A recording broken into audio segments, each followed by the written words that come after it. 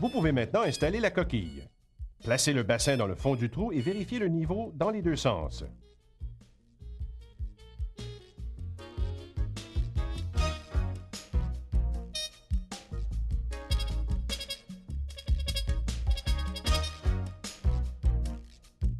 Ajustez le niveau avec du sable ou de la terre.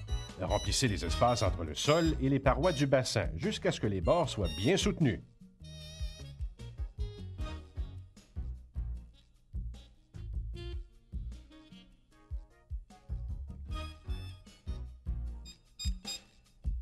Remplissez lentement jusqu'au bord le bassin avec de l'eau.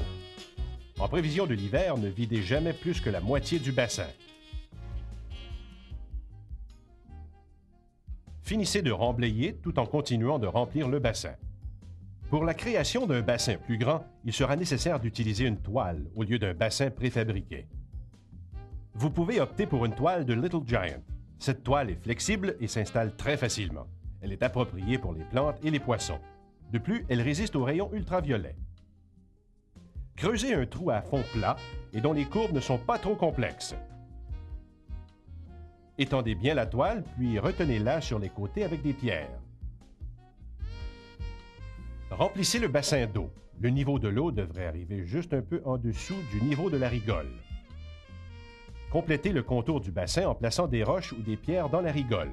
Une combinaison de différents matériaux est souvent utilisée, tels des briques, des pierres plates ou des pierres décoratives. Vous pouvez installer des pierres naturelles déjà couvertes de mousse verte. Celles-ci ont l'avantage d'offrir de la mousse naturelle. Vous pourrez créer ainsi une petite cascade.